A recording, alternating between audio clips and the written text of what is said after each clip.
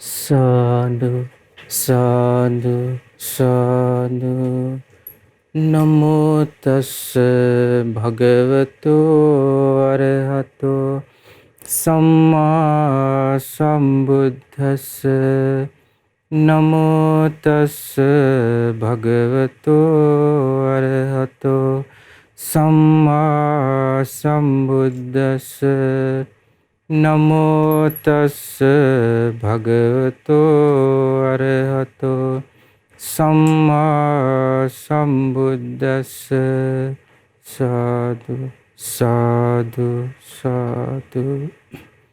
මාගේ ගුරු දේවෝත්තම පරම පූජනීය කල්යාණ මිත්‍ර පින්වත් ලොකු ස්වාමීන් වහන්සේට নমස්කාර වේවා. සාදු සාදු සාදු. මේ උතුම් ධර්ම විනය ජීවිත පරිත්‍යාගයෙන් රැකගෙන උතුම් මහරහත් සංඝ පරපුරට අප හැම දිනාගේ নমස්කාරය වේවා. සාදු සාදු සාදු. ශ්‍රද්ධාවන්ත පින්වත්නි, අද සූවිසි මහා ගුණ ධර්ම දේශනා මාලාවේ විකාශන දායකත්වයේ දරන්නේ සිසිල පරකඩුව යන ලිපිණී පදිංචිව සිට මීට වසර 3කට පෙර මියගිය පින්වත් විශ්‍රාමලත් අධ්‍යාපන අධ්‍යක්ෂක WM ධර්මරත්න විජේසිංහ මහත්මයාට පරලෝවාසීන් පින්පෙත් අනුමෝදන් කිරීමේ අරමුණින් මේ මහත්මයාගේ බිරිඳ වෙන පුෂ්පා විජේසිංහ මහත්මිය, ඒ වගේම බිම්සර විජේසිංහ, ජීවන්ති විජේසිංහ, කලන විජේසිංහ කියන දරුවනුත්, ඒ වගේම ජිනාදරී විජේසිංහ, පවිත්‍රා විජේසිංහ කියන ලිහිලිවරුන් ඇතුළු මුණුබුරු මිනිබිරියන් විසින් තමයි අද දවසේ ඔබට මේ උතුම් ධර්ම දානමය පින සිද්ධ කරන්නේ. අපි මේ පෞගී කාලය අකවානු පුරාවටම කතා කළේ මේ උතුම් තිසරණයේ තියෙන ගුණ පිළිබඳව. සූවිසි මහා ගුණ කියලා හඳුන්වන්නේ බුදුරජාණන් වහන්සේගේ උතුම් බුදුරජාණන් වහන්සේ බුද්ධ රත්නයේ තුල තියෙන ගුණත්, ධර්ම රත්නයේ තියෙන ගුණත්, සංඝ රත්නයේ තියෙන ගුණත්. මේ ගුණ කතා කරන්නට අදහස් කළේ මේ ගුණ ශ්‍රවණය කිරීමෙන්, මේ ගුණ කතා කිරීමෙන්, මේ ගුණ අහන්න සැලසීමේ අරමුණ තමයි ඔබ කෙරේ ඔබේ තියෙන, ඔබ තුල තියෙන, මේ ලෝකයා තුල තියෙන තිසරණේ මනාකොට ආරක්ෂා කරගන්න, මනාකොට තිසරණේ පිහිටන්ට. මොකද අපි බෞද්ධයි කියලා හිතුවට බෞද්ධ හැමෝටම මේ තිසරණේ තියෙනවා කියලා කතාවක් නෑ. ඒක හොඳට ප්‍රකට වෙන්නේ Taman තුල තිසරණේ තියනවාද කියලා දැනෙන්නේ පින්වත්නි ජීවිතේට කරදරයක්, ප්‍රශ්නයක් එන්න ඕනේ. ඒ කරදරයක්, ප්‍රශ්නයක්ට මුහුණ දෙනකොට ඒ මිනිසයා ක්‍රියා කරන විදිහ අනුව තේරුම් ගන්න පුළුවන් එයා ඇත්තටම බෞද්ධ කෙනෙක්ද, එයාට තිසරණේ තියෙනවද කියලා හොඳට හොයාගන්න පුළුවන්. දැන් අපිට අහන්න ලැබෙන දේවල් එක්ක බලද්දි මේ බෞද්ධයි කියලා සිල් අරගෙන දම්පැන් දීගෙන එහෙම හිටියට පොඩ්ඩක් කරදරයක් එහෙට මෙහෙට වෙනකොට සම්පූර්ණයෙන්ම යන්නේ අමනුෂ්‍ය ලෝකෙත් එක්ක තමයි ගනුදෙනුව තියෙන්නේ. අපේ හිතට බුදුරජාන් වහන්සේ වදාලා බයක් තැති ගැනීමක්, ලොමු දැහැ ගැනීමක් ඇති වෙනකොට සිහි කරන්න කිව්ව බෞද්ධයෙක් හැටියට, බුදුරජාන් වහන්සේ සරණ ගිය ශ්‍රාවකයෙක් හැටියට එයාට සිහි කරන්න දේවල් තියෙනවා. දැන් ඔය දජග්ග සූත්‍රයේ බුදුරජාන් වහන්සේ දේශනා කරනවානේ බයක් තැති ගැනීමක් ඇති වුනහම සක්දේවුන්ට කිව්වා කියනවා, සක්දේවුන්ගේ කොඩිය දිහා බලන්න. ඊළඟට ඉන්ද්‍ර දෙවියන්ගේ කොඩිය දිහා බලන්න. මේ විදිහට කිව්වා කියනවා. නමුත් බුදුරජාණන් වහන්සේ වදාලා එහෙම බැලුවා කියලා ඒ බය තැති ගැනීම පහ වෙලා යන්නේ නැහැ. මොකද හේතුව දෙවිවරු කියලා කියන්නේ බය තැති ගැනීම දුරු කරපු අය නෙමෙයි. බයක් තැති ගැනීමක්, ලොම දහ ගැනීමකදී ඒ අය පලා යන අය. දැන් බුදුරජාණන් වහන්සේ සම්බුද්ධත්වයට පත් වෙන මොහොතේ වජිරාසන භූමියේ වැඩ ඉන්නකොට ප්‍රශ්න නැතුව තියෙනකොට බුදුරජාණන් වහන්සේ පිරිවරාගෙන දෙවිවරු හිටියා.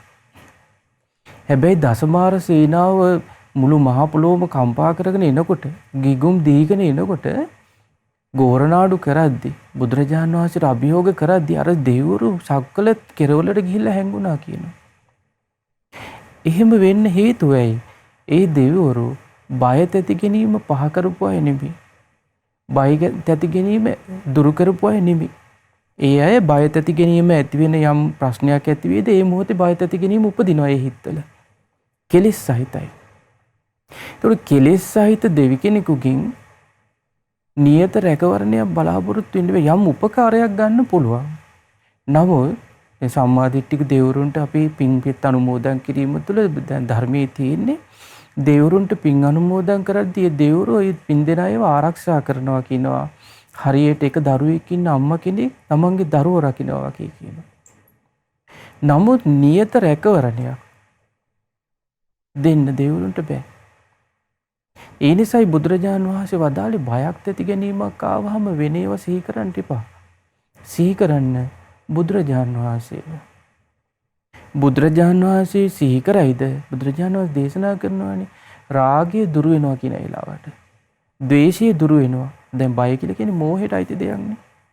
මේ බය දුරු වෙනවා, මෝහය දුරු වෙනවා ඒ වෙලාවට. එහෙම නැත්නම් ධර්මයේ සිහි කරන්න කිව්වා. ධර්මයේ සිහි කරද්දී ධර්මයට අනුව කල්පනා කරද්දී දැන් අධර්මයේ කල්පනා කරන නිසා තමයි හිතේ බය උපදින්නේ. සැක උපදින්නේ. බුදුරජාන් වහන්සේ වදාළේ නූපන් රාගයේ උපදින්නේ අධර්මයේ සිහි කරද්දී අයෝනිසෝ මනසිකාරය නිසා. යෝනිසෝ මනසිකාරය තුළ උපන් රාගය ප්‍රහාණය වෙලා යනවා. නූපන් ද්වේෂය උපදින්නේ, නූපන් මෝහය උපදින්නේ අයෝනිසෝ මනසිකාරය. එහෙනම් ඒ අධර්මයක් සිහි කරන්නේ ඒ වෙලාවට. හැබැයි යම් මොහොතක ධර්මයේද සිහි කරන්නේ ඒ වෙලාවට රාග දේශ මොහ හිතෙන් බැහැර වෙනවා. ඒ කියන්නේ බුදුරජාණන් වහන්සේ දේශනා කරන්නේ බුදුරජාණන් වහන්සේගේ ශ්‍රාවකයා ප්‍රීතිමත් සිතින් ඔද වැඩි ගිය සිතින් යුක්ත වාසය කරනවා. ධම්මානුපස්සනාව වේද නිසා ධර්මයේම සිහි කර කර වාසය කරද්දී. එතකොට ඒ හිත අර්බුදයක් කරා යන්නේ. ජීවිත අර්බුද කරා යන්නේ. හිත අර්බුදයක් කරා යන්නේ කුමක් නිසාද? හිතේ ධර්මයේ නැති වෙච්ච වෙලාවට. හිතේ ධර්මයේ නැත්තම් පුංචි වචනයක් ඇති ලොකු ආරවුලක් කරා ගෙනියන්නේ. ඒ නිසා ශ්‍රාවකත්වයට පැමිණෙන්න මනා ශ්‍රාවකත්වයට පැමිණෙන මේ තිසරණේ ගුණ හොඳට හඳුනගෙන ඉන්න ඕන. අපි සරණ ගියේ මේ බුදුරජාණන් වහන්සේගේ ගුණ, මේ ධර්මයේ ගුණ, ශ්‍රාවක සංඝරත්නයේ ගුණ මනාකොට හඳුනගත්තොත් ඒක හිතට හරි විදිහට බද්ධ වුණොත් එයාට බාහිර සරණවල හොයන්න ඕනේ නැහැ. දැන් මේ පහුගිය කාලේ අපිට දැනගන්න ලැබුණා එක දරුවෙක් අපිට කතා කළා. ඉතින් ඒ දරුවාගේ ජීවිතයේ ඉන්න ප්‍රශ්නත් එක්ක ඔන්න දැන් එයා මේ අගේට සිල් සමාදන් වෙවි ඉන්න කෙනා. නමුත් හොයාගෙන යනවා ඔන්න ආරංචි වුණා මේ ලේ පූජාවක් තියලා මේ ප්‍රශ්නේ විසඳන්න පුළුවන් කියලා. අනේ මෙන්න යනවා දැන් මම කතා කරාම මං ඇහුවේ කාටද ලේ පූජාව? බලන් ගියාම මේ මතු බුදු වෙන කාලි මෑණියන්ට කියලා තමයි මේගොල්ලෝ කියන්නේ. මතු බුදු වෙනවා නම් මිනිස් ලේ බොනවද? නේද? ඒක සිහි කරන්න එපා. මොලයක් පොඩ්ඩක් හරි තියෙනවා නම් ඒක සිහි කරන්න එපා.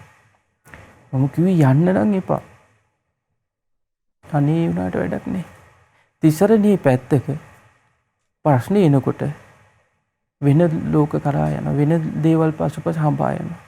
ඒක අදට විතරක් අයිති දෙයක් නෙමෙයි. දැන් බුදුරජාණන් වහන්සේ වදාළ අතීතෙත් එහෙමයි. අතීතෙත් මිනිස්සු බය තැති ගැනීම, ලොම්දහා ගැනීම ඇති වෙද්දී සරණක් හෙව්වා. ඒ සරණ හොයද්දී මිනිස්සුන්ට කිව්වා මේ එක එක දේවල් සරණ යන්න කියලා. දැන් අදටත් ඉන්දියාවේ එහෙම ස්වභාවල් තියෙනවානේ. එක එක දේවල් සරණ යන සමහර වෙලාවට ඒ අදහන දේවල් දකින්නකොට පුදුම හිතෙනවා මොලයක් නැද්ද කියලා හිතනවා මේ මිනිස්සුන් මෙච්චර මෝඩ විදියට හැසිරෙන්නේ. ඒ තරම් මේ මෝඩයි මිනිස්සයා. ඒ කියන්නේ මෝඩයි කියලා කියන්නේ මිනිස්සයාගේ තියෙන අසරණකම. ඒ අසරණකමේ මිනිස්සු ප්‍රයෝජන ගන්නවා. නමුත් බුදුරජාණන් වහන්සේ එහෙම කළේ නෑ. බුදුරජාණන් වහන්සේ මිනිස්සුන්ගේ අසරණකම කියාගෙන ඉද්දි බුදුරජාණන් වහන්සේ ධර්මයේ පෙන්වලා දුන්නා. මෙන්න සරණ යන්න. මේ තිසරණේ සරණ ගියොත් ඔබට රැකවරණයක් තියෙනවා. දැන් ඒ කාලේ මිනිස්සු සරණ ගියා කියනවා. බහුංචේ සරණං යන්ති. බොහෝ දේවල් සරණ ගියා කියනවා. පබ්බතානි වනානිච. විශාල පර්වත වනාන්තර සරණ ගියා කියනවා මිනිස්සු. අර බය තැති ගැනීම නිසා. ඒවට වැඳගෙන හිටියා කියනවා. වඳිනවා ගිහිල්ලා. දැන් අදටත් හොඳට බලන්න මේ ලංකාව පුරා ඇවිදලා බලද්දී හොඳට පේනවා විශාල ගස්වලට පොඩි මොනාහරි තියලා පහන් පෙලක් තියලා වඳිනවා මිනිස්සු. අදටත් තියෙනවා පැරණි ගම්වල මේ වනාන්තරයකට ඇතුල් වෙන්න කලින් විශාල ගහක් තියෙනවනේ. ඒ ගහ ළඟ කොළාතු එල්ලලා යන්නේ. වැඳලා යන්නේ.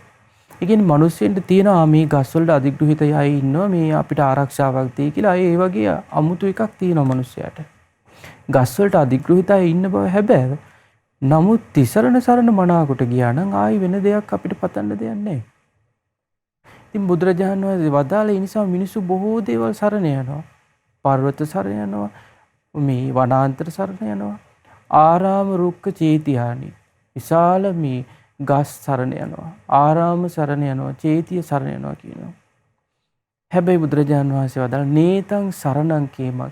ඒ සරණ පැතුවා කියලා කවදාවත් මේ දුක බය තැති ගැනීම පහව යන්නේ කියනවා. ඊළඟට ඒක නියම සරණකුත් නෙමෙයි කියනවා. ඒ නියම සරණකට පැමිණීමක් නෙමෙයි කියනවා. ඒතං සරණං කීම මේක තමයි කියනවා නියම සරණ. ඒ තමයි මේ ඒතං සරණං කීම ඒතං සරණ මුත්තම. මේක තමයි නියම රැකවරණේ තියෙන තැන කියනවා. මේ තමයි නියම පැමිණීම, නියම සරණ යාම කියනවා. ඒතං සරණ මාගම්ම සබ්බ දුක්ඛා පමුච්චති.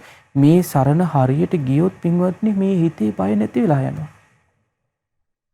එහෙනම් මේ බෞද්ධයි කියන අය කරදර ප්‍රශ්න එනකොට වෙන වෙන ඒවා පස්සේ දුවන්නේ එහෙනම් ඇයි කියලා දැන් හොඳට හිතන්න. මේ අයව රවට්ටන්න මේ වැඩිපුරම රවට්ටන්න පුළුවන් මේ බෞද්ධ අය වෙන. ඒකට හේතු වෙලා තියෙන්නේ හරියට හිතේ තිසරණේ පිහිටල නැහැ. තෙරුවන් කෙරෙහි ගෞරවයක් නැහැ. තෙරුවන් කෙරෙහි විශ්වාසයක් නැහැ. නමුත් කවුරු හරි මිනිස්සෙක් ඔළුවක් හොල්ලලා කිව්වොත් මෙහෙම කරාපම් මේක සිද්ධ වෙනවා කියලා අනේ අගියට යනවා.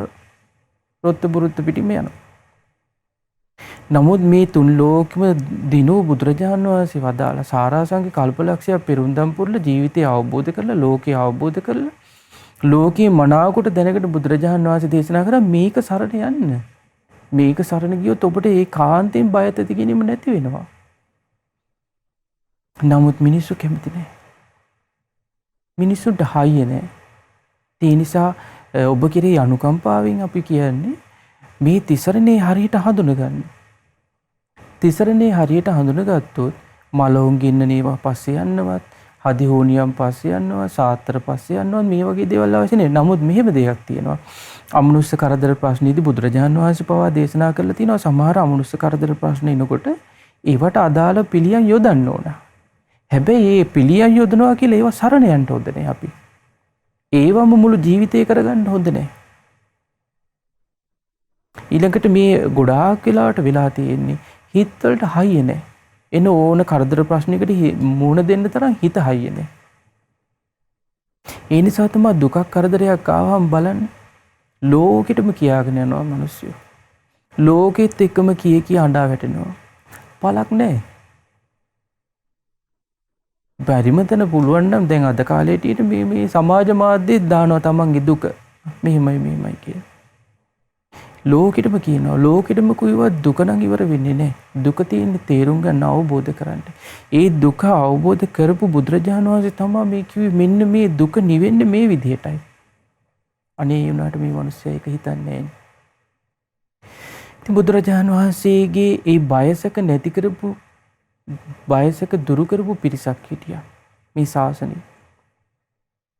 බුදුරජාණන් වහන්සේ බයසක දුරු කරලා ඒ බයසක දුරු කරන ධර්මයේ කිව්වට පස්සේ ඒ ධර්මයේ අනුගමනය කරලා ඒ ධර්මයෙන් පිහිට ලැබපු පිරිසක් හිටියා. ලෝකෙම බය තැති ගැනීම නැතුව ඉන්න පිරිසක්. ඒ තමයි බුදුරජාණන් වහන්සේගේ ශ්‍රාවක සංඝරත්නය. ආන්ගේ ශ්‍රාවක සංඝරත්නයේ ගුණ මනාකොට හඳුරු මේ කාලේ පුරාවට අපි කතා කරන සංඝරත්නයේ ගුණනේ. ඉතින් සංඝයාගේ ගුණ මෙච්චරයි කියලා කියන්න බෑ පින්වත්නි. අපි මේ කාරණා ටික මේ හෝරාවක් වගේ සුළු කාලෙකදී කීවට අපිට මේ ටික කියලා ඉවරෙද්දි තියෙනවා අනේ තව කොච්චර තියෙනවද? අනේ මේ ටික කියන්න තිබ්බනම්. නමුත් පුළුවන් උපරිම කියන්න උත්සාහ කරනවා. ඔබ ඒ නිසා හොඳට අහලා මේක සරණ යන්න. මේ සරණින් තොරව නම් වෙන කිසිම රැකවරණයක් සරණක් නැහැ පින්වත්නි. මේ තිසරණෙන් තොර වෙන කිසිම රැකවරණයක් නැහැ. වෙන කිසිම ආගමක නැහැ මේ තරම් සුන්දර රැකවරණයක්. ඒකාන්ත රැකවරණයක්. වෙන කිසිම ආගමක නැහැ. ඒක බය නැතුව කියන්න පුළුවන්. මනාකොට තිසරණේ ඔබ පිහිටියොත් ඔබට බය නැතුව ලෝකෙට කියන්න පුළුවන්. මේ සරණින් තොර වෙන කිසිම සරණක් නෑ. අද සුදු ලෝකේ පවා පිළිගන්නවනේ බුදුරජාණන් වහන්සේගේ මේ ධර්මයේ සත්‍යයක් කියන එක. දැන් අපිටම කියලා තියෙනවානේ. ඔයාලගේ මේ බුද්ධ කියලා කියන්නේ හරි දෙය කියලා. අන්‍ය ආගමික අය අපිත් එක්ක කතා කරනවා. ඒ අය පවා කියනවා. අපි මේ ආගම අදහනවා තමයි. නමුත් ඇත්තටම මේ බුදුරජාණන් වහන්සේ තමයි ඇත්ත දේශනා කරලා තියෙන්නේ. කියලා අය කියනවා අපිට. නමුත් මේ අවාසනාව බෞද්ධ කියන පිරිස මේක විශ්වාස කරගන්නේ. ඒ නිසා මේ බුදුරජාණන් වහන්සේ වදාළේ මේ බයසක දුරු කරපු පිරිස තමයි බුදුරජාණන් වහන්සේගේ ශ්‍රාවක සංඝයා. ඉතින් යමෙක්ගේ බයසක දුරු කරගන්න කැමති නම් ඒ අය සරණ යන්න උන බයත ඇති ගැනීම තියන අය නෙමෙයි. බයසක දුරු කරපු අය. ඒතකොට මේ බයසක දුරු කරපු අය ඇසුරු කරද්දී Tamanටත් අහන්න ලැබෙනවා බයසක දුරු කරගන්නේ කොහොමද? කොයි විදිහට කල්පනා කරොත්ද බයසක දුරු වෙන්නේ? ඒ නිසා මේ පිරිස හඳුන ගන්න ඕන. ඒ පිරිසේ ಗುಣ හඳුන ගන්න ඕන අපි. ඒ පිරිසේ ಗುಣ හඳුනගෙන මේ පිරිස සරණ යන්න ඕන. එහෙමුනොත් තෙරුවන් සරණ මනාව පිහිටියොත් සතර අපායෙම නිදහස් වෙන්න එක උපකාරයක් අපිට. ඉතින් ඒ නිසා අපි බෞද්ධ කියන අපි හඳුන ගන්න ඕන. තිසරණේ. බුදුරජාණන් වහන්සේ වදාලා මේ සංඝ රත්නේ ගුණ තියෙනවා. අද අපි කතා කරන්නේ බුදුරජාණන් වහන්සේගේ සංඝ රත්නය තුල තියෙන ශ්‍රාවක සංඝයා තුල තියෙන එක ගුණයක්. උන්වහන්සේලා සුදුසුයි අංජලි කරණීය කරන්ට. ඒ කියන්නේ ඇඳිලි බැඳ වන්දනා කරන්නට සුදුසුයි. දොහොත් මුදුන් තියලා වඳින්න සුදුසුයි ඒ උත්තමය. දැන් මේ ලෝකේ වඳින්න සුදුසු අය ඉන්නවා. ඒ අතර බුදුරජාන් වහන්සේ වදාළේ දෙමව්පියෝ කියලා කියන්නේ වන්දනාමාන කරන්න සුදුසු පිරිසක්. දෙමව්පියන් තුල තියෙනවා ආහුනීය ගුණය. ඒක ඊළඟට බුදුරජාණන් වහන්සේ වදාළ දෙමව්පියෝ කියලා කියන්නේ දරුවන්ට බොහෝ උපකාර කරන අය. දෙමව්පියෝ මේ දරුවන්ව මේ ලෝකෙට උපද්දවනවා. ලෝකේ හඳුන්වලා දෙනවා. දෙමව්පියෝ කියලා කියන්නේ සතර බ්‍රහ්ම විහරණයෙන් යුක්ත පිරිසක්. ඒ නිසා ඒ අයට වන්දනාමාන කරාම වැඳුම් පිදුම් කරාම ප්‍රඥාවන්තය ඒ අයට වැඳුම් පිදුම් කරනවා කියන දැන් වර්තමාන ලෝකේ නම් ඉන්න තරුණ අයගෙන් ඒක දැන් එන්න ගිලිහිලා යනවා. අම්මා තාත්තා කියලා කතා කරන්නත් ලැජ්ජ තත්ත්වයට ලෝකෙපත් වෙලා දැන් ওই පිට රටවල් වල වගේ නම් තාත්තට කතා කරන්නේ ඕල් මෑන් කියලා. නාකි මිනිහා කියලා කතා කරන්නේ තාත්තා කියලා කතා කරන්නේ. ඒ වගේ එන්න ලෝකෙ පිරිහෙනවා. තමන් වදාපු අම්මට තාත්තට නම කියලා කතා කරන එයා මෙයා කියලා කතා කරන තත්ත්වයට අද වර්තමානයේ දරුවන්ගේ මේ මානසික මට්ටමපත් වෙලා තියෙනවා. ඔයා මෙයා කියලා කතා කරන. ඒ කියන්නේ බුදුරජාණන් වහන්සේ වදාළ ගරු කළ යුත්තාට ගරු කිරීම මංගල කාරණාවක්. එහෙනම් ඒ දරුවෝ ගරු බුහුමන් ලබන දරුවෝ බවට පත් වෙන්න නම් ඒ දරුවෝ ඉස්සල්ලාම කරන්න ඕන තමන්ගේ අම්මා තාත්තට ගෞරව කරන්න ඕන. වදාපු අම්මා තාත්තට ගෞරව කරන්නේ නැති අසත්පුරුෂ දරුවන්ට කවදාවත් බාහිර සමාජයෙන් ගෞරවයක් ලැබෙයි කියලා නම් හිතන්න එපා. මොකද ඒක බාහිරට ප්‍රකටයි යාව. මෙයා මව්පියන්ට ගෞරව කරන මේ වන්දනාමාන කරන සලකන දරුවෙක් කියන එක බාහිරට ප්‍රකට වෙනවා. දැන් සිල් රකින්න කෙනෙක් වුණත් අපිට බාහිරට ප්‍රකටයිනේ. යහපත් ගතිගුණ තියෙනවා සිල් රකින්නවා කියලා බණ භාවනා කරන කෙනෙක් බාහිරට ප්‍රකටයි. එයාගේ වචන හසුරවන විදිය, කතා බස් කරන විදිය, හැසිරෙන විදියෙන් එයාව බාහිරට ප්‍රකටයි. හොයන්න පුළුවන් ප්‍රඥාවන්ත ලෝකයේ හඳුන ගන්නවා. මෙයා මෙහෙම කෙනෙක්. ඒ වගේ තමයි අර විදිය අය. දැන් අපිට හොයන්න පුළුවන් අරක්කු සිගරට් බොන කෙනෙක්ව බීලම එන්න ඕනේ නැහනේ. මූණ දැක්ක ගමන් කියන්න පුළුවන් මෙයා හොඳට මේක පාවිච්චි කරන කෙනෙක් කියලා. ඊළඟට අශීලාචාර වැඩ කරන මිනිස්සු. ඊළඟට නරක දේවල් බලන්න පෙළඹිච්ච කෙනෙක් හොඳට මූණ දැක්ක ගමන් හොයන්න පුළුවන්, හඳුනා ගන්න පුළුවන්. බොරු කියන කෙනාව හොඳට හඳුනා ගන්න පුළුවන්. හොරකම් කරන කෙනාව හොඳට හඳුනන්න පුළුවන්. දුරාචාරයේ හැසිරෙන කෙනාව හොඳට හඳුනන්න පුළුවන්. බාහිරට ප්‍රකටයි යාව. එයා තුල සැඟවෙන්න හදනවා. නමුත් බාහිරට ප්‍රකටයි. ඒ වගේ යමෙක් දෙමව්පියන්ට සලකන්නේ නැද්ද? වඳින්න පුදන්නේ නැද්ද? ගෞරව කරන්නේ නැද්ද? ඒ කෙනාව බාහිරට ප්‍රකටයි. ඒතකොට ඒ කෙනා අම්මා තාත්තට සලකන්නේ නැති කෙනා ගෞරව කරන්නේ නැති කෙනා ශ්‍රමණ බ්‍රාහ්මණයට ගෞරව කරනවා සලකනවා කියන එක කවදාවත් වෙන්නේ නැහැ. මොකද ශ්‍රමණ බ්‍රාහ්මණයට වන්දනාමාන කරන්නේ ගෞරව සත්කාර සම්මාන අවංකව දක්වන්නේ. බොරුවට වැඳ වැටෙන්න පුළුවන්. අවංකව දක්වන්නේ එයා අවංකව මෙයා තුළ පිහිටපු ගුණයක් සත්පුරුෂ ගුණය නිසා. එතකොට එයා පළවෙනියෙන්ම දැන් ධර්මයේ හැසිරෙන කෙනාව හඳුනා ගන්න තියෙන පළවෙනි ලක්ෂණය තමයි එයා අම්මා තාත්තට සලකන කෙනෙක්. තමන්ගේ නෝනට කොච්චර සැලකුවත් වැඩන්නේ වදාපු අම්මා තාත්තට සලකන්නේ නැත්තම්. යාළු වෙලා ඉන්න ගෑන් ළමයට කොච්චර සැලකුවත් වැඩන්නේ අම්මා තාත්තට සලකන්නේ නැත්තම්. එතකොට යාළු වෙලා ඉන්න ගෑන් ළමයි හඳුනා ගන්න ඕන මෙයා අම්මා තාත්තට සලකන්නේ නැහැ කියලා කියන්නේ යම් දවසක මටත් සලකන්නේ නැහැ. මොකද කෙලෙහි ගුණ නැහැනේ. යම් ගෑන් ළමෙක් අම්මා තාත්තගේ අගුණ කියමින් යම් පිරිමියෙක් පතනවාද ඒ පිරිමිය හඳුනා ගන්න ඕන මේ කාන්තාව නම් තමන්ගේ අම්මා තාත්තට සලකන්නේ නැහැ කියලා කියන්නේ එයා කෙලෙහි ගුණ දන්නේ නැති කෙනෙක්. සත්පුරුෂ නේ. එහෙනම් මෙයාගෙන් මට සැලකිලි බලාපොරොත්තු වෙන්න බෑ කවදාවත්. ඒ නිසා බුදුරජාණන් වහන්සේ වදාළ දෙමව්පියෝ කියලා කියන්නේ වැඳුම් පිදුම් ලබන්න සුදුසු අය. ඒ නිසා වන්දනාම ඇඳිලි මැද වන්දනාමාන කරන්න ඕනේ. දැන් ඉන්දියාවේ තියෙන යන්තම් එකට නැවිලා කකුල අල්ලලා වඳින එක. ලංකාවේ තියෙන හොඳට දන ගහලා වන්දනා කරන එක. නමුත් දැන් ලංකාවෙත් අර මේ ක්‍රමයේ පුරුදු වෙකන්නේ නැද්ද බලන්න වර්තමානයේ මම හොඳට දැකලා තියෙනවා. ස්වාමීන් වහන්සේලාට වඳින්නේ දැන් ඒ වගේ. කකුල් දෙකට යන්තම් අත තියලා පපුවට ලං කර ගන්නවා. මේ හින්දි ක්‍රම අනුගමනය කරන්න පුරුදු වෙලා. ලංකාවේ සාමාන්‍ය අපේ තියෙන ක්‍රමයේ බැහැර කරනවා. ඒකින් සිද්ධ වෙන්නේ ධන බිම තියලා වන්දනාමාන කරද්දී විශාල ගුණයක් වර්ධනය වෙනවා. ඒ තමයි නිහතමානීකම කියන එක වර්ධනය වෙනවා. ඒක තේරුම් ගන්නේ නැහැ. අර විලාසිතාවක් අනුගමනය කරනවා. ඒක හරි අපරාධයක්. ඉතින් බුදුරජාණන් වහන්සේ වදාළ ඒ වගේ එක එක්කිනා මේ මිනිස්සයා එක එක්කිනාට වඳිනවා. දෙවරුන්ට වඳිනවා. ලාභේ පතාගෙන පිහිට පතාගෙන පැතුම් පතාගෙන දෙවරුන්ට වඳිනවා. ඊළඟට වැඩපලක් කරගන්න ගියාට යම් ආයතනයකට ගියාට පස්සේ පොලිසියකට උසාවියකට මේ ගියාට පස්සේ එහෙම නැත්නම් වෛද්‍යවරයෙක් ළඟට ගියාට පස්සේ වැඳ කියනවා අනේ මට මේක කරලා දෙන්න කියලා. ඊළඟට යහළු මිත්‍රාදීන්ට වඳිනවා. වැඳ කියනවා අනේ මට සලකපන් කියලා. කොටින්ම කියනවා නම් විවාහ වුණාට පස්සේ නෝන්ලටත් වඳිනවා මේ මිනිස්සු. අනේ කටවහගෙන වඳින්න කටවහගෙන ඉන්න කියලා කියන්නේ නැද්ද? මොහොම තියෙනවා. වඳින අයත් ඉන්නවා. දැන් මගේ ඉස්සරහටම ඇවිල්ලා එක නෝනිකුයි මහත්තයෙකුයි ඉඳගෙන මේ මහත්තයාට මම මෙලේ කොන්ද තියනවාද කියලා. මගේ ඉස්සරහා ඉඳන්ම කියනවානේ ස්වාමීන් වහන්සේ මගේ නෝනට මේ මල් තියලා වඳින්න ඕන කියලා. ඉතින් අර නෝන උඩ මම පස්සේ කාලෙක කිව්වා මහත්තයා නෝනට ආදරේ තියෙන එක හිතේ තියාගන්න. කවදාවත් ගෑනු කෙනෙක් ඉස්සරහා කාන්තාවක් ඉස්සරහා පිරිමිකම බාල්දු කරගන්න එපා. මෙහෙම පිරිමිකම මොකටද? මම කල්පනා කරේ අනේ මේ මිනිස්සු එනකට පැහැුණට කිසිම මොලයක් නැහැ. එහෙම කාන්ත අර මල් තියලා වඳින්න ඕනා කියලා කියපු කාන්තාවම පස්සේ කාලෙක ආරංචි වුණා පුංචි වරදක් නිසා ඒ මහත්තයාව හිරේ දැම්මා. බලන්න. මෙච්චර නීච වෙනවනේ කාන්තාව ඉස්සරහා පිරිමි. හැබැයි ඒ වැඳුම භික්ෂුන් වහන්සේ නමක් ඉස්සරහා වඳින්නේ නැහැ මේ පිරිමි.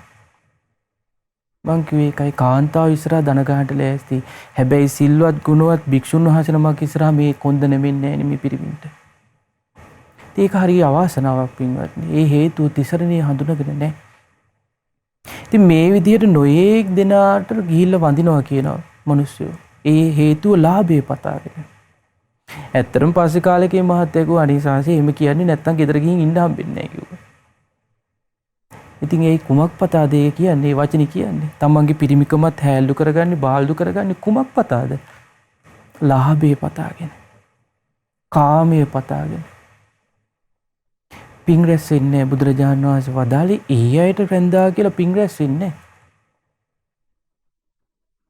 තමන්ගේ තියෙන මේ පෞරුෂේ හීන වෙලා යන එකක් විතරයි වෙන්නේ. නමුත් මේ සිවුර පෙරෙව්වට පස්සේ මේ ලෝකේ මොන ආභරණ දරාගෙන හිටියත් මුළු ලෝකේ එක පැහැර වන්දනා කරන්නේ නැහෙනි පින්වත්නි. ලෝකේ තියෙන උතුම්ම ආභරණ දරාගෙන හිටියත් යම් කෙනෙක් ඒ වලින් සැරසිලා සමාජ ඉස්සරහට ආවත් එයාගේ හිතේ බය තැති ගැනීමක් තියෙනවා. විශාරද බවක් නැහැ. ඊළඟට ලෝකයා හැමෝම ගණන් ගන්නෑ. ආභරණ ටික දිහා බලයි. නමුත් ගෞරව කිරීමක් නැහැ. වැඳිලි පිදිලි නැහැ. හැබැයි මේ සිවුරු පොරව ගත්තට පස්සේ රටක් දන ගහනවා. අන්‍යාගමික සුදු ජාතිකයෝ පවා ගෞරව කරනවා.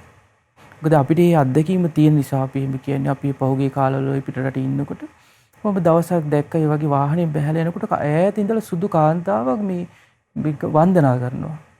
මට අහම්බෙන් දැක්කේ කාන්තාව ඈත ඉඳලා මේ වන්දනා කරා. මගේ හිටපු සිංහල එක්කෙනත් එක්ක කිව්වේ එයා පිනක් කරගත්තා. මම දැක්ක ගමන් හිත පැහැදුනා. ඒ කියන්නේ ඕනම જાතියක් ජම්මයක් නැති, ඔය කියන්නේ જાතියක් ආගමක ભેදයකින් තොරව ඒ අය මේ චීවරයට පහදිනවා. මේ චීවරේ පොරවගත්තට පස්සේ රජු වුණත් ඔටුන්න ගලවලා තමයි වඳින්නේ. රජ කෙනෙක් වුණත් ඔටුන්න දාගෙන වඳින්නේ නැහැ පින්වත්නි කවදාවත්. දැන් ධම්මචේතිය සූත්‍රයේ සඳහන් වෙනවා කුසල රජතුමා බුදුරජාණන් වහන්සේ මුණ ගැහෙන්න යද්දි ඉස්සල්ලාම කලේ ආරාම කිට්ටුවට ගිහිල්ලා දීඝකාරායන කියන ඇමතිට නලල්පටේ ගලවලා දුන්නා කියනවා. ඊළඟට මේ අසිපත ගලවලා දුන්නා කියනවා. රන් මිරිවැඩි ගලවලා දුන්නා කියනවා. ඔටුන්න ගලවලා දුන්නා. ඒ ඔක්කොම රාජාභරණ අයින් කරලා තමයි සංඝයා අතරට ගියේ. ඒ හේතුව ඔටුන්න පළඳගෙන සංඝයා අතර යන එක ගැලපෙන්නේ. අද එහෙම නෙමෙයිනේ. ආරාමයකට ගියත් පන්සලකට ගියා සපත්තු දෙකයි මේ ඔළුවේ තියෙන කැප් එකයි නම් ගැලවෙන්නේ නැහැ මේ පිරිමි ළමයින්ගේ. ඒව වහගෙන තමයි යන්නේ. කවදාවත් සංඝයාට වදිද්දි සපත්තු දාගෙන සෙරප්පු දාගෙන වදින්න සුදුසු නැහැ. කැප් එක දාගෙන වදින්න සුදුසු නැහැ. හිස් ආවරණ පළඳගෙන වදින්න සුදුසු නැහැ. ඒ අගෞරවය තියෙන එතන. ගෞරවේ නැහැ. මේ දේවල් කියන්න වෙලා තියෙන්නේ මේ දේවල් දන්නේ නැති නිසා පින්වත්නි. මොකද හේතුව මේ දේවල් කරලා කියලා දුන්නේ නැත්තම් මිනිස්සයා තිසරණේ අහිමි කරගන්නවා. තිසරණේ මනාකොට හිතේ පිහිටන්න නම් සුගතිය යන්න නිකම් බෑනේ පින්වත්නි. සුගතිය යන්න නම් එයාගේ හදවතේ තියෙන්න මේ ප්‍රසන්න මේ හැඟීමක් මේ සංඝයා කෙරෙහි තිසරණේ කෙරෙහි හොඳ ප්‍රසන්න පැහැදුණු හැඟීමක් තියෙන්න ඕනේ.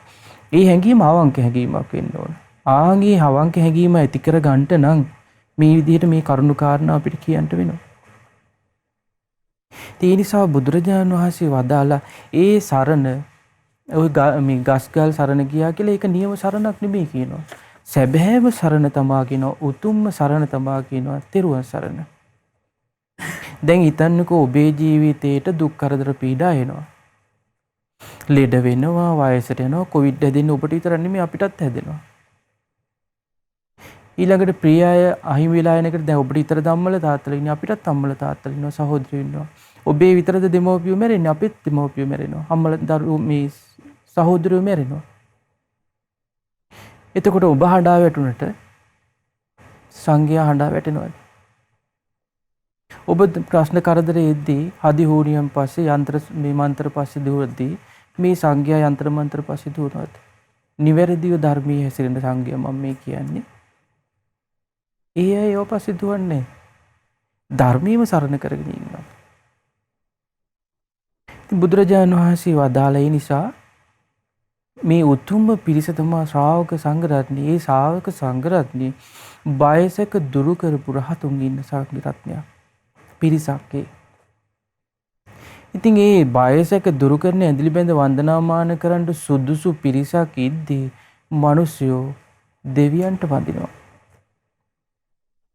දෙවිවරු සංඝයාට වඳිනවා.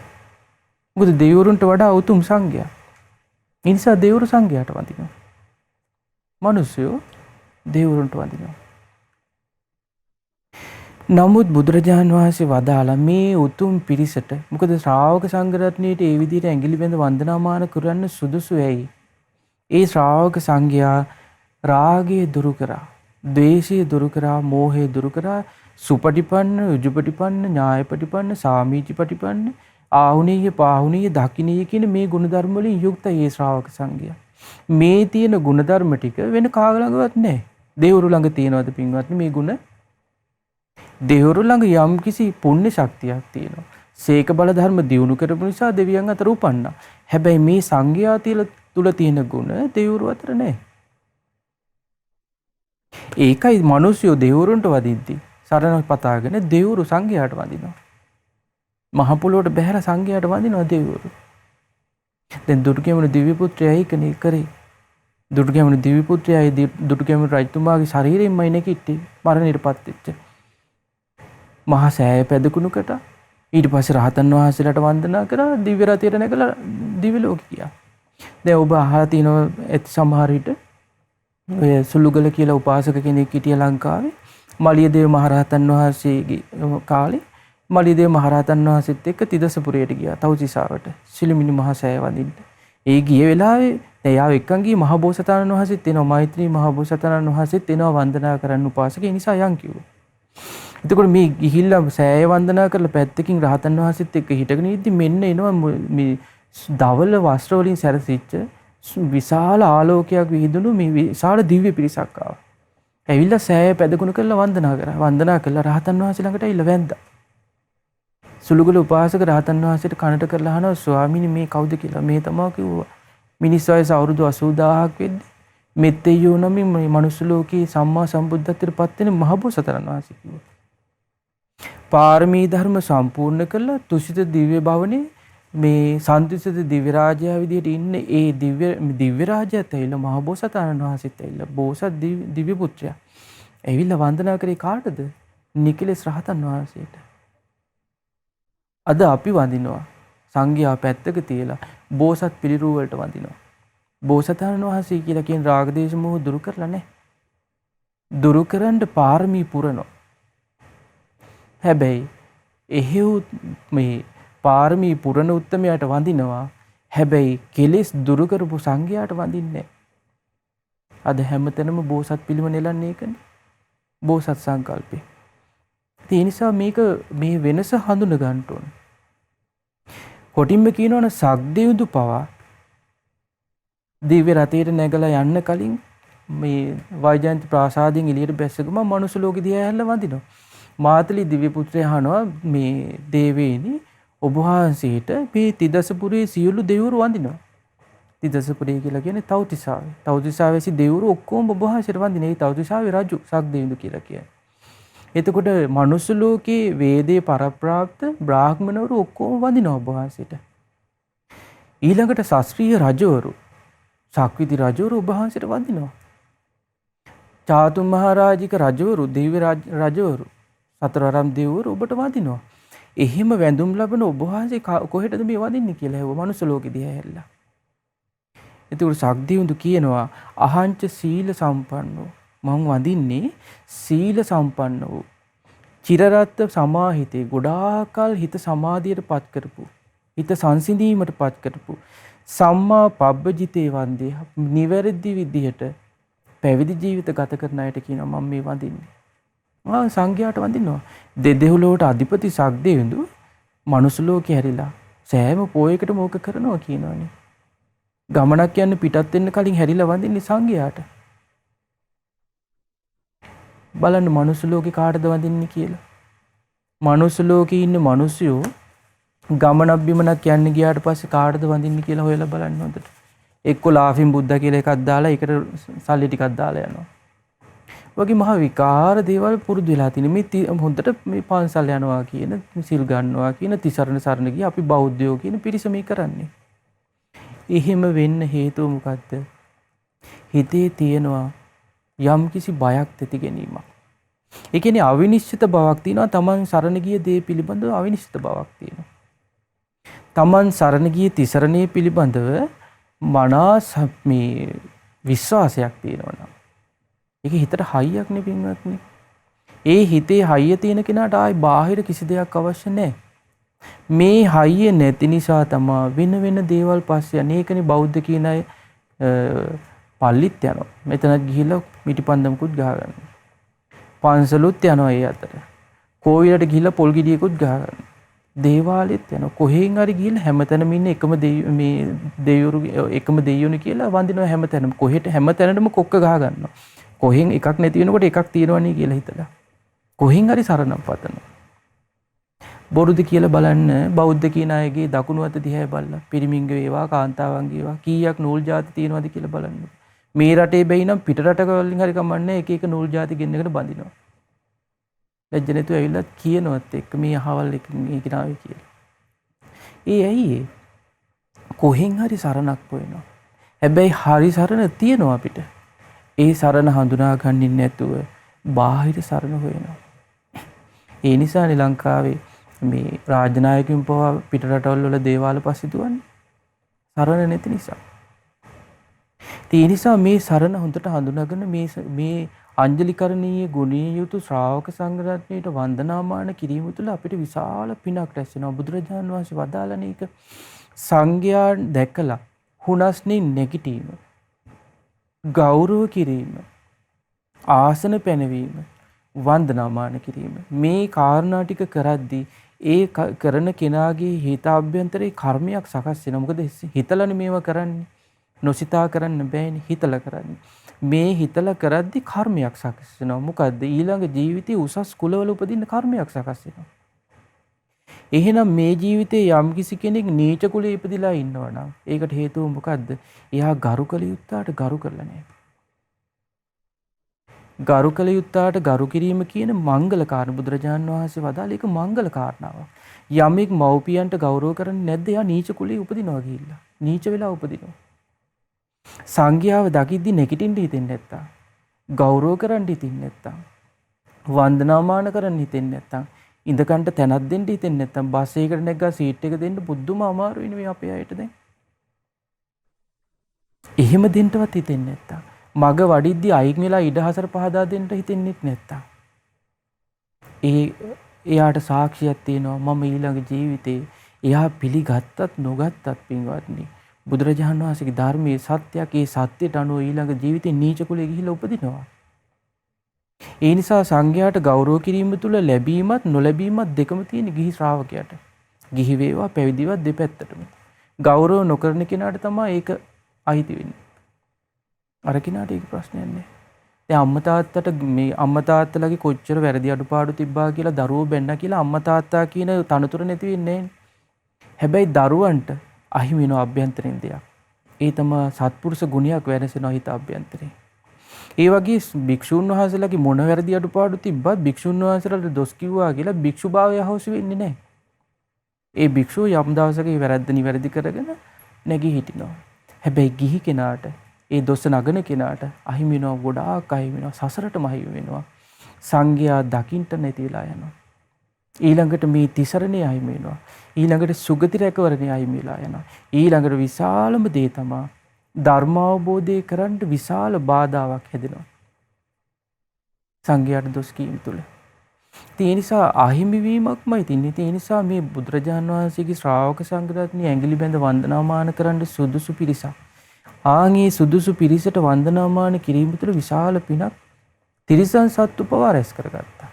ඇයි එහෙම කියන්නේ? ওই බුදුරජාණන් වහන්සේ ජීවමානව වැඩ ඉන්න කාලේ උන්වහන්සේ වැඩ හිටියා එක්තරා මේ පර්වතයක් පාමුල. ඒ පර්වතෙට කියන්නේ වේදියක කියන පර්වතේ.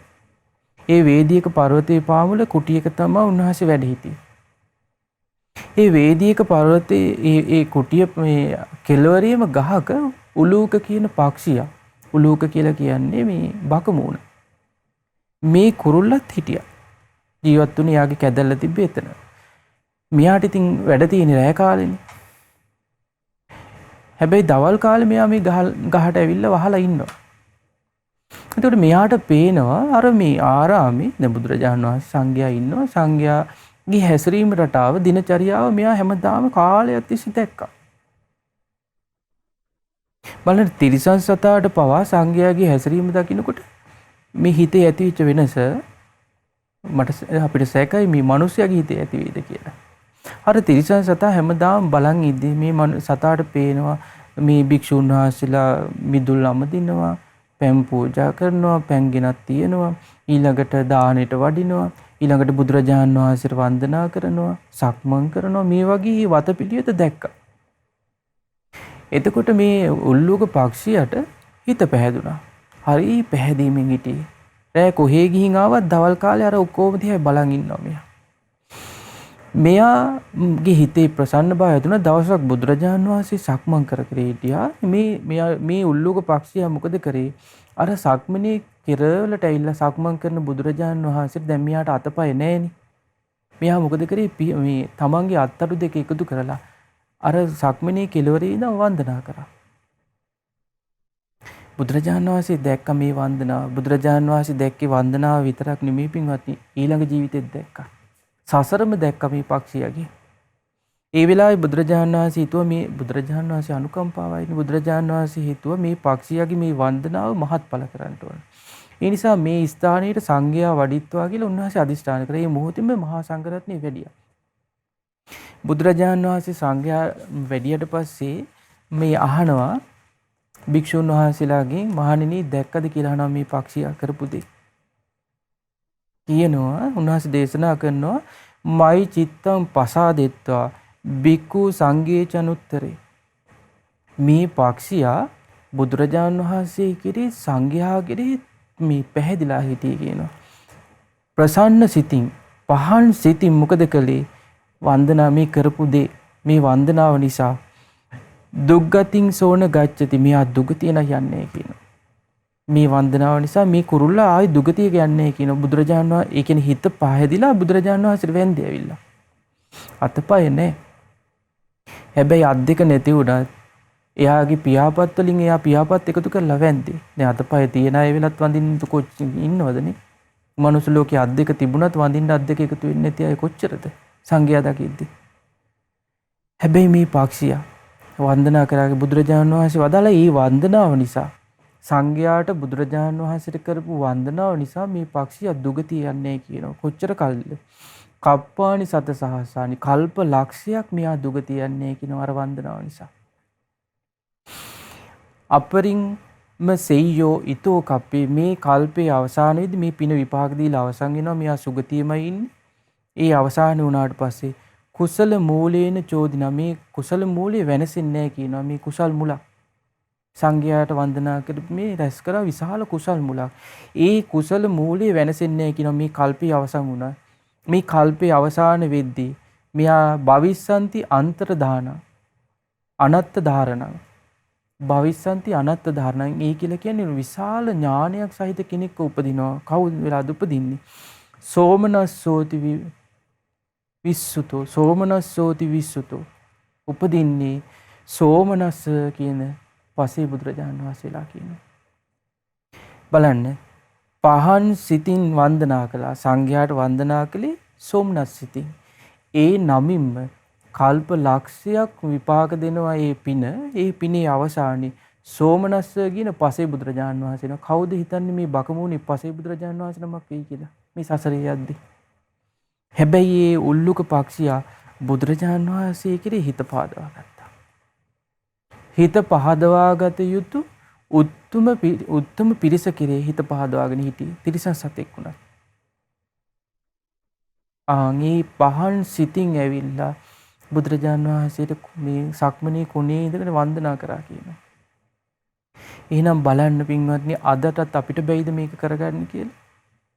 මනාකොට තිසරණේ හඳුනගෙන හිටියොත් මේ ශ්‍රාවක සංඝරත්නය දකිද්දි බුදුරජාණන් වහන්සේ උදෙසා නිර්මාණය වෙලා තියෙන සෑ බෝධිය දකිද්දි අපිට මේ හිත පහදවාගෙන වඳින්න බැරිද? මේ පින ඒ විදිහටම රැස් කරගන්න පුළුවන්. මේ සක්දේවුන් කියන්නේ සමේ චිත්තේ සමේ ඵලම්. බුදුරජාණන් වහන්සේ ජීවමානව හිටිය නොසිටියත් ජීවමාන බුදුරජුන්ට සේ යමෙක් සලකනවද ඒ ජීවමාන බුදුන්ට සලකපු විදිහේ රැස්වෙන පින වගේම පිනක් රැස් වෙනවා. ඒකයි සමේ චිත්තේ සමේ ඵලම්. සම සිතින් පිදූ සම විපාක ලැබෙනවා කියන්නේ.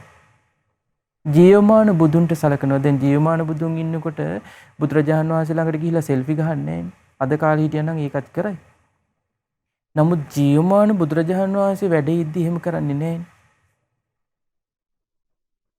ආන්ගේ ජීවමාන බුදුන්ට වගේ සෑයකට බෝධියක් ළඟට ගියාට පස්සේ පස්සරෝල සෙල්ෆි ගහන්න නැතුව වන්දනාමාන කරලා පින් රැස් කරගන්න පුළුවන් නම් ආන් එයාට සමේ චිත්තේ සමේ ඵල සම සිතින් පිදු සම විපාක ලැබෙනවා. අදටත් ඒ විපාක ලබා ගන්න පුළුවන්. ඒ නිසා මේ සෝමනස්ස කියන පසේ බුදුරජාණන් වහන්සේ නමක් බවට පත් වෙනවා කිව්වා. මේ උල්ලුක පක්ෂියා. ඒ පසේ බුදුරජාණන් වහන්සේ නමක් බවට පත් වෙන්න කර්මයක් සකස් කළේ කවුරු නිසාද? කාට වැඳලාද පින්වත්නි? සිල් ගුණ දම් රකින්න බියසක දුරු කරපු රහතුන් වන්දනා කළා. එතකොට ශ්‍රාවක සංඝරත්නය කියලා අද වඳිද්දී මේ ශ්‍රාවක සංඝරත්නයට මේ රහතන් වහන්සේලා අයිති. මේ මිනිස්සු සංඝයාට දොස් කියනවනේ. අපි වඳින්නේ සිවුරට උන්දලගේ ඇති සීලයක් නැහැ කියලා. ඉතින් සිවුරට වඳින්න ඕන නම් පන්සල් එන්න ඕනේ නේ. කඩේට ගියා වැඳගෙන ගියා මේ ඒ ෂෝකේස් වල තියෙනවනේ සිවුරු ඕන තරම් අටපිරිකර ටික එළියට අරගෙන වැඳගෙන යන්න පුළුවන්. ආයි මොකටද පන්සල් එන්නේ සිවුරට වඳින්න? සිවුරට නෙමෙයි වඳින්නේ, සිවුර දරාගෙන ඉන්න අයගේ තියෙන ගුණයට වඳින්නේ. ඒ නිසා ඒ ගුණය දරන ශ්‍රාවක සංඝරත්නයේ ඇඟිලි බැඳ වන්දනාමාන කරන්නට සුදුසුයි. ඒ නිසායි අංජලි කරණීයයි කියලා කියන්නේ. මේ අංජලි කරණීය ගුණයෙන් හැබි උත්තම ශ්‍රාවක සංඝරත්නයට අපගේ নমස්කාරය වේවා. සාදු සාදු සාදු. රැස් කළා වූ සියලු පින් අද ධර්ම දානමය වශයෙන් රැස් කළ සියලු පුණ්‍ය ධර්මයන් පළමු කොට අනුමෝදන් කරමු. පින් කැමති දෙවියන්ට, පින් කැමති සක්වල වාසී දෙවියෝ මේ පින් සතුටින් අනුමෝදන් වෙත්වා. සක්දෙවිඳු ප්‍රධාන සතරවරම් දෙවරුන් ඇතුළු සදෙව්ලෝ වාසී සියලු දෙවියෝ මේ පින් අනුමෝදන් වෙත්වා. පින් අනුමෝදන් වන දෙවියෝ දිව්‍ය ආශ්චර්යයෙන් වැඩෙත්වා. සීක බල ධර්මයන්ගෙන් දියුණු වෙත්වා. පිනෙන් සතුටුන දෙවියන්ගේ ධාර්මික රැකවරණ පිහිට ආරක්ෂාව මේ පින්වත් හැම දිනාටම නිරන්තරයෙන් සලසත්වා. සියලු දෙවියෝ ගෞතම බුදු සසුනේ චතුරාර්ය සත්‍ය ධර්මය අවබෝධ කරත්වා. සාදු සාදු සාදු. රැස් කළ සියලු පින් අද දවසේ ධර්ම දානමය පින සිද්ධ කරන ඒ සිසිල පරකඩුව යන ලිපිනේ පදිංචි පින්වත් පුෂ්පා විජේසිංහ මහත්මිය නමින් මීට වසර 3කට පෙර මිය පරලොව ගිය ඒ ස්වාමි පුරුෂයාණන් වන අධ්‍යාපන අධ්‍යක්ෂක විශ්‍රාමලත් අධ්‍යාපන අධ්‍යක්ෂක WM ධර්මරත්න විජේසිංහ මහත්මයාට පරලොව වශයෙන් මේ පින අනුමෝදන් වෙත්වා. ඒ දෙපාර්ශ්වයේම සියලු ඥාතීන් නමින් මිය ගිය සියලු දෙනාට පරලොව වශයෙන් මේ පින අනුමෝදන් වෙත්වා. ඒ අයගේ පරලොව ජීවිත මේ පුණ්‍යානුභාව බලයෙන් සුවපත් වෙත්වා, සපවත් වෙත්වා. සසර දුකින් නිදහස් වෙන්න වාසනාව ලබත්වා. සාදු සාදු සාදු. රැස් කළ පින අපට මේ විදිහට ධර්මයේ කියා දෙන්න මඟ පාදා දුන්න අපගේ ගුරු දේවෝත්තම පරම පූජනීය පින්වත් ලොකු ස්වාමීන් වහන්සේට අනුමෝදන් වෙත්වා. පින්වත් ලොකු ස්වාමීන් වහන්සේ නිදුක් වේවා, නිරෝගී වේවා, සුවපත් වේවා, දීර්ඝායු සම්පත් ලබත්වා. ඊතා සුවසේ චතුරාර්ය සත්‍ය ධර්මය අවබෝධ කරගන්නට අප රැස් කළ පින එකසේම හේතු උපකාර වෙත්වා. සාදු සාදු සාදු.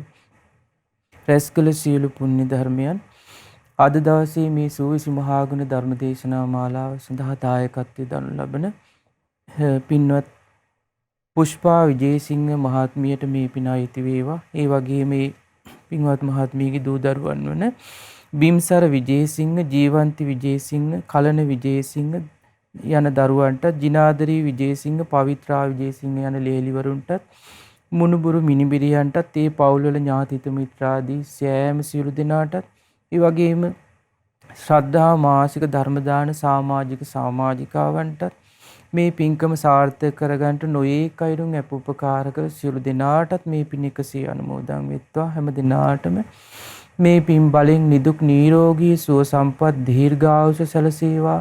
තුනුරුවනේ අනන්ත ආශිර්වාදයේ සැලසේවා. දෙවියන්ගේ රැකවරණ සැලසේවා. කරන කියන සියලු කටයුතු ਸਰව ප්‍රකාරයෙන් සාර්ථක වේවා. ඔබ හැම දිනාටම මේ උතුම් සංඝ රත්නයේ උතුම් ආනුභාවයෙන් සියලු යහපත සැලසේවා. සාදු සාදු සාදු. හැම දිනාටම තිරුවන් සරණයි. නමෝ බුද්ධාය. මෙවැනි වටිනා ධර්ම දේශනා ශ්‍රවණය කිරීමට ශ්‍රද්ධා ඩේලි YouTube චැනලය සබ්ස්ක්‍රයිබ් කරන්න.